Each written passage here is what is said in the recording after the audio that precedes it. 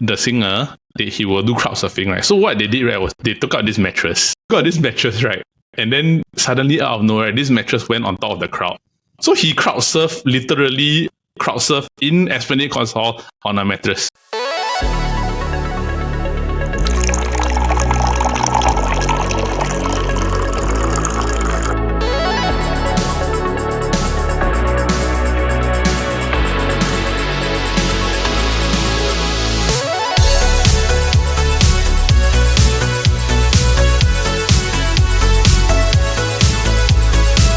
What's up? And welcome to our coffee shop. I'm your host Brandon, and welcome to another episode of the KopiBros show, presented by the Chit Podcast Network. Now, for those of you tuning in via YouTube or any sort of podcasting platform, thank you for tuning in and giving us a try. We're just a Singaporean duo that love going to concerts.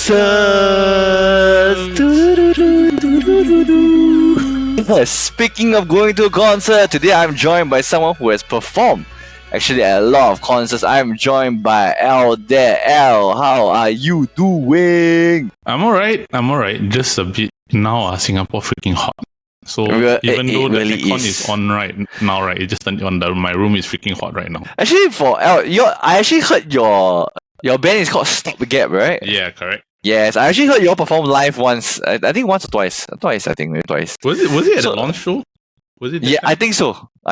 Yes, Escape. Yes, right. I was the Escape. The I was one, next to Cine Asia. The very big theater. Yes. No, actually, how are you guys doing? As in, how is Stopgap? I think we're okay. We're just waiting and pending on a few things really. We just released our single. Earlier called Transportation Blues. It's on YouTube and it's on Spotify. It's on everywhere you can kind of like listen to music. So it's out already. It's been out since the beginning of the year. It's been released for a while. Transportation Blues. Yes. So give it a listen. To my own band, right? Forgive me if I forgot which date we released the song. It's been a while already. What will you classify the genre as? We are more like a indie rock or indie alternate or like basic indie alternative. It's the song has a bit of Strokes, right?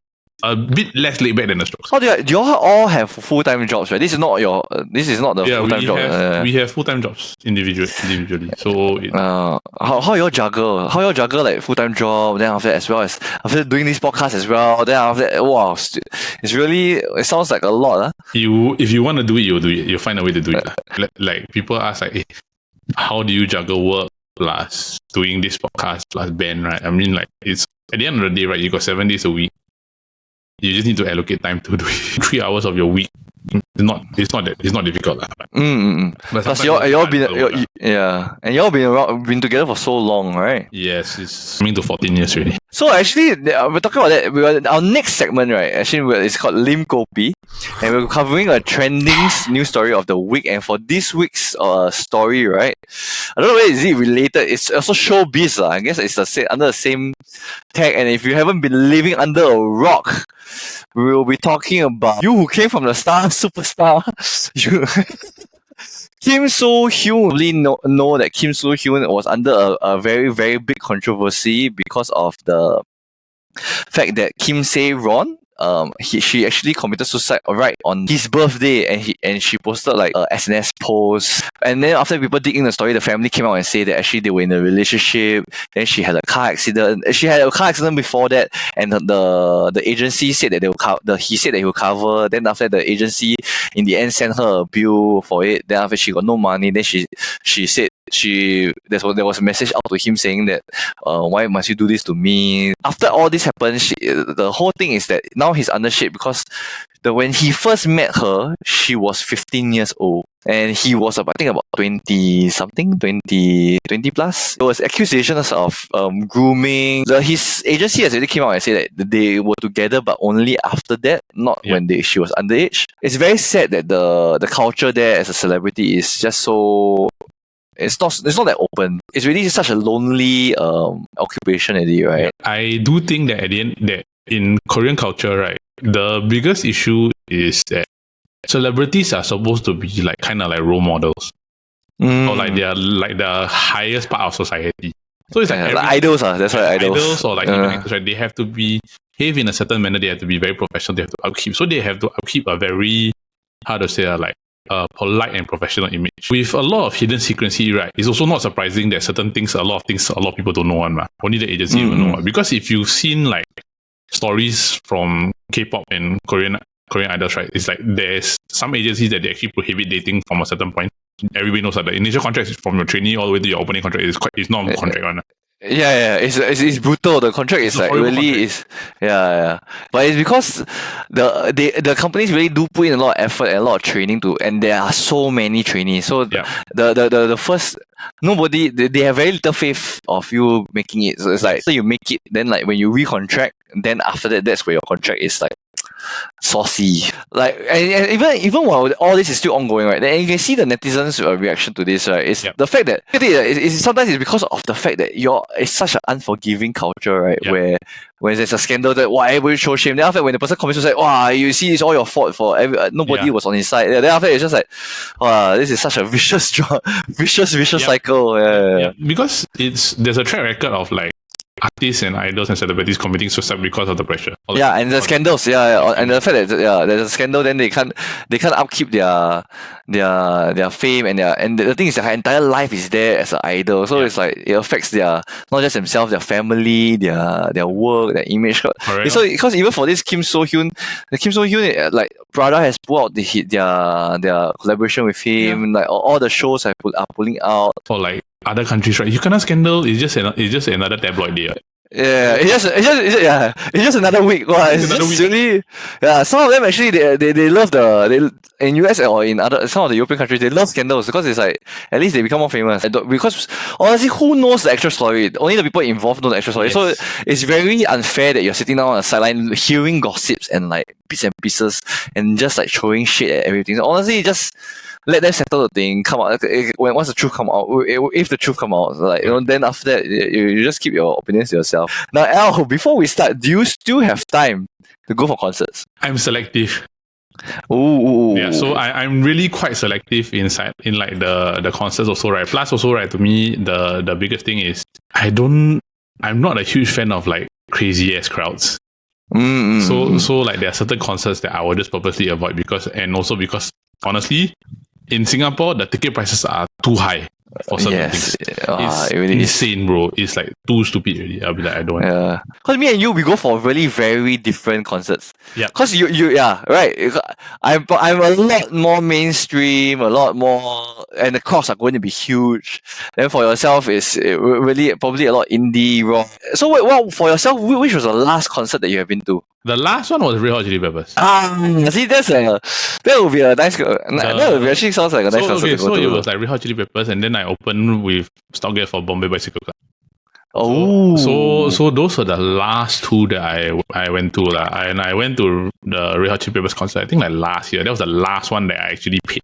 I actually was like, okay, I'm gonna go take time, go to a crowded area, and actually just go and watch a concert, watch an actual concert. This is going to work, right? It's that we'll both tell the story of our favorite concert that we've been to, right? Yeah. And we'll talk about maybe some honorable mention. So for Al, for yourself, what was the favorite concert that you have ever been to, like throughout your entire life? Can I just say best concert experience versus best concert? I give it. Okay. You can give it to because it's probably an honorable mention. So it's either one. Best concert I've been to, right, is definitely probably the Script. Their third time coming to Singapore at the indoor stadium. It might be the second time. The one that basically we shared the story. The one that Paul caught the head. That concert was really good. If I'm not mistaken, that's the second one. So the Script is one of my favorite bands ever. Every time the Script comes out, I think. But it was because of the way that concert was done, the interactivity that they had, because they released like nothing just came out. So nothing. I mentioned this story before. It's like they basically asked like, okay, who's got an ex that you find hard to get over? Then they'll sing nothing on the song. You're performing live, right? You have to be good live. That's very true. The Script is one of the best bands to have for me that has performed live. Like no matter what, I can expect a certain standard, and they always live up to expectation. The best concert I've ever been to. Best concert experience, right, was something that I cannot remember the exact year of, but it's of a American band. I don't know whether you all heard of the band called Mute Math or not.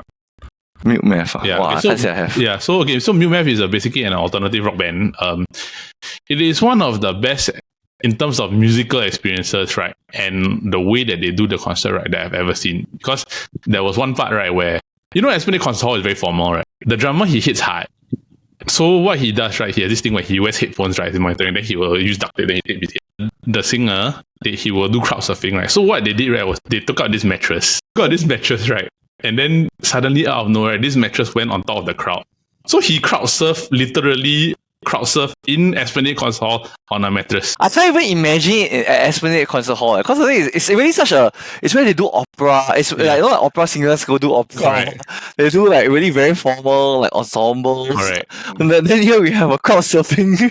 I can't remember whether it's theater or concert hall, but it was definitely one of the two. But also for both concerts, you were not seated, I believe. You were standing. So for Esplanade, no, for the script one, I was standing. Getting the best sound right means standing in the middle of the entire the standing area, right in front of the sound console. Like if you stand at the front, right, it's the worst place to stand because you cannot hear anything. But for Mute Math, right, I was actually at the second level gallery. Oh, like near right behind the stage. So basically, like sometimes Esplanade they got these like opera boxes at the upstairs there. Yeah, the seating area. Right? I was just above the stage at the corner looking down. So I had a very good view of the whole thing. It was one of the better concert experiences because the band is really good. It's one thing, right? They could perform live, right? But it was one of the most like, wow, how do you come up with a mattress and crowd surf at the same time? Yeah, honestly, that's really and someone in Singapore in Esplanade. I was like, oh my goodness, it was one of the funniest things I've ever seen. But their live versus the studio, I believe, I don't ask the script was probably better live. The script was better live. Yeah. Mute Math 100% better live.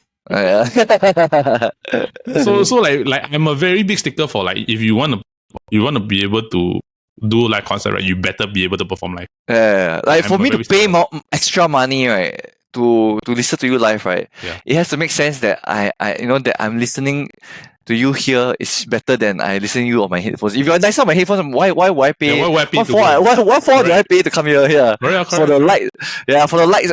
Some people they say it's because of the lights, the performance. Because I believe you know that some of the performers they may not sing as well live, but they perform very well live. If there was one band, right, that you wish you could see, right, but you haven't yet, which is the band? One is definitely 100% without a doubt, right, Avenged Sevenfold. I haven't seen them live, but I was very sad that I had the opportunity to see them live when the Rev was still alive, the drummer, but because he passed away, right, they haven't come to Singapore. So recently they did the Southeast Asia side. They only went to Jakarta, and I'm not willing to pay to travel overseas to go and just see a concert. I think if they come here, then I'll probably go. Definitely, at least once I want to see Bullet for My Valentine. Oh, Bullet for My Valentine, yes. I would love to see a Bullet for My Valentine concert, but the thing is that they haven't come to Singapore in a while, and they may not come to Singapore because they're so big and they're so like I think. So if they come to Singapore, I would definitely love to go, right? But the third one, I don't think a lot of people know of this band, and they are kind of like one of the best bands I think I've heard in like a long time, right? It's a metal band called Sleep Token. They're kind of like Slipknot where they wear a mask, but their genre and music, right, is totally different from Slipknot. There's a lot of flow. There's slow. There's fast. There's heavy. There's rapping. There's a lot of different things. And they have different names, right? So the drummer's called Tu. He wears a mask, right? The singer's called Vessel. So they have a very like specific like artistry to their makeup of the band, right? That the focus is the music. They don't talk, man. Oh wow! And like there's hardly much interviews of them as a band, to a point where like people were trying to uncover who they are and mask. If you haven't listened to them and you don't like metal, right, just keep an open mind to it, right? Go and listen to these two songs from Sleep Token. So one is Take Me Back to Eden. The second one is a new single called Emergence. Sometimes for concerts, right, one of the honorable mention for my concerts, right, is really the crowd that really it's also that brings up the atmosphere. Yeah. The crowd together with it, right? It just brings it up to the next level. Yeah. The concerts that I've been to, it was all so so hard to get. And because I'm a very mainstream person, my best concert, I believe everybody should know, and media always says this, that I love this guy too much. It's my brother Bruno Mars. Wow, I love him to the max. And his concert is so good live. I can't believe how, the thing is, he's entertaining, he's funny, he can dance, he can sing, and the thing is, he doesn't perform his songs the same way as the recording, so it's really completely different. But the thing, honestly, the ticket is really, getting a ticket is really so off-putting. Honestly, I remember I got 4 friends to just help me, like each one to just tell me, try to get a ticket for me. I was like, really, and there are so many times that, you know, you like the page like lags out or you refresh it, you're in the queue, you queue for like an hour plus, and then suddenly, bam, you suddenly reset. Then I'm just like, wow, I tell you, I almost threw my phone. And for Bruno Mars, I chose third seats. Because I saw their concerts on before that, right? I did a lot of research. Even their seated concerts, right? Everybody usually stands up during his performance. The songs that hit you hard, right, during the Bruno Mars concert, I believe, when of course Uptown Funk is a standard one, but that's what I like, right? Where the one where he catch a towel, right? He will pause down there, then a towel will shoot up, right? Then he'll just catch it. Wow, that's such a badass moment. Then he'll damp his forehead, then he'll just throw it into the crowd. Wow, that's the one part that made me regret not buying standing. So no matter what you pay for Bruno Mars concert ticket, right, it's going to be worth your money without 100%. Because the band is good, the singers are funny, the backup singers are also hilarious, right? So it's everything. You get your money's worth, like, if you go to Bruno Mars. But honestly, the thing about going for mainstream concerts, right, is just that it's really very hard to get in and out of the concert. It's the sheer volume of people there, right? But honestly, I have to say Singapore did it very well. I'm just like shocked at how they have so many people in one space, right? And like after that, when the concert ends and like there's at least some system. You go to concert at National Stadium, right? There is always, if let's say you're on a standing pen, there is always a filtered like direction that you have to go to exit. So everybody goes out in the same direction. Which is like, but the sheer velocity of how many people are there, right? It's crazy, you know. Then after that, but the fact that everybody is still like moving together, then I like it. I found it very smart that even after the concert, right, they blast on the way to the train station, right? They blast the singers' music, right? Then everybody will still continue singing. Then like that's what I like. Then it keeps you not as depressing when you're walking. Then like after the concert, you're like squeezing but then everybody's still very hyped up. Because it's like you go to a concert to feel good, ma. When you leave the concert, you should leave like feeling like That was such an amazing experience. Then you still want to have that lingering experience. Wow, why did it end so fast? Then just like you're still going hype about this. Is it the best concert and best experience, or is there a better experience than the Bruno Mars concert? For me, there's no better experience, lah. And that was the best concert. But there is this honorable mention, right? I have to say, right, I feel like the crowd experience is on a different level. Because Bruno Mars, like honestly, the crowd is really quite crazy, already, right? And like it was very, very fun. Especially because I booked the original only day that he was supposed to be here. Because Bruno Mars, when he first announced, right, it was only supposed to be one night only. It was supposed to be one night only. Then after that, so a lot of the crazy hardcore fans, right, all got that day. So I heard from my other friends that the friends that went for the release of the day, right, like nobody stand up at the seated seat. I'll be very sian. But my honorable mention, I would say from the chants to the sheer craziness of the people there, right? It's Tay. So Taylor Swift concerts is like on a whole different level. I feel, And you already know it's on a different level from the moment you try to get her tickets. So her tickets was insane. Everybody like tried to get tickets for everybody. It's not only that. It's like when you go to office, sometimes you also see like everybody all on the waiting page for the stupid. Yes. It's like on 4 computers, crazy. And the fact that they make you do so many different things, like you need to do like sign up for pay for some Ticketmaster, sign up for something so that you can get the early access promo.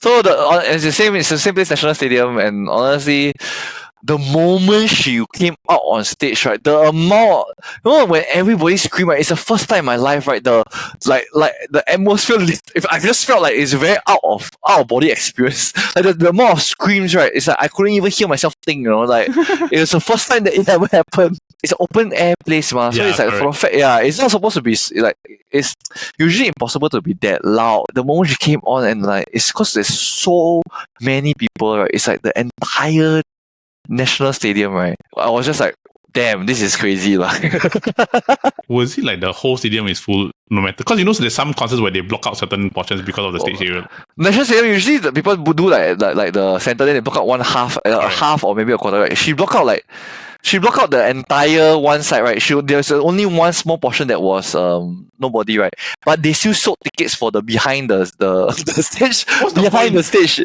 So you can hear, you're in the atmosphere, and it's quite cheap. I think it's $80. It's like one of the price, but you can see her backstage. I believe a lot of people actually didn't regret paying for that. But honestly, it's still crazy that you pay money to watch you can't even watch the live performance. You pay money to hear the thing. Like, it's like, to put into context for everybody, right? Like, National Stadium's seating capacity is about 50,000+ seated. Yes. Not including the people on the ground. So if you're including people on the ground, you're talking about close to 60 to 70,000 people. 60,000, wow, it's insane. The insane amount of people.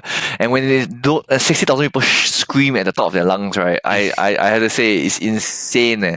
As a performer, when you hear an entire crowd screaming for you, right, the feeling you get, right, in terms of adrenaline and like chills of spine, is something that you cannot understand, man. It is something that you have to experience to understand how much of an impact that makes on a performer. And I believe she experienced this every concert. Yeah. It just sounds like it's crazy. Like every concert, the length, like she go through the entire era. It's just like I'm tired, and halfway through the concert, I'm like so tired. So tired, I'm sitting down, right?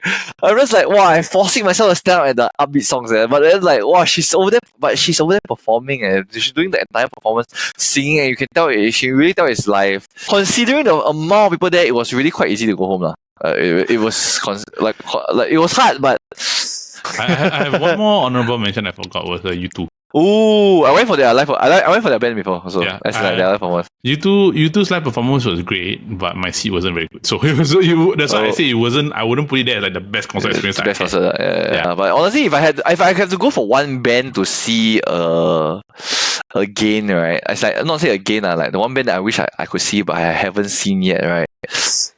I would watch Linkin Park. With Chester. With Chester, yeah, of course.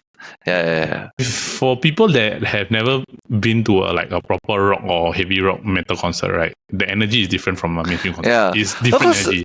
It's very different. Because it will be very difficult, the fact that it won't be. There will be a lot of time at the Linkin Park. My friend told me at the Linkin Park concert, right? At one time, right, there was not as many people holding their phones up and taking video because everybody was just like going screaming their lungs out, going for a mosh pit. Wow, it's crazy. It sounds like an insane. It's a very raw energy. Correct. Yeah. Because most concerts, at this day and age, most concerts you see everybody just like holding their phone and like just like. So that was our KopiBros episode. If you enjoyed that, please remember to give us a like and subscribe. We have episodes that drop every Monday, but in the same time, if you are into football, we also have the Football Kaki that drops every Wednesday, and our game show drafting podcast, the SG Draft podcast that drops every Friday. Now, in addition, if you're into fun knockout tournaments, we have a weekly knockout that goes on our Instagram tournament every Monday to Thursday that is uniquely tied to this week's episode. And this week's tournament is going to be which dead artist do you wish you could have seen in on concert? So please remember to head over to our Instagram this week every Monday to Thursday to go and vote. Yeah. Now we hope that you guys make it out of the mosh pit alive. But remember, a Kopi a day keeps your troubles away.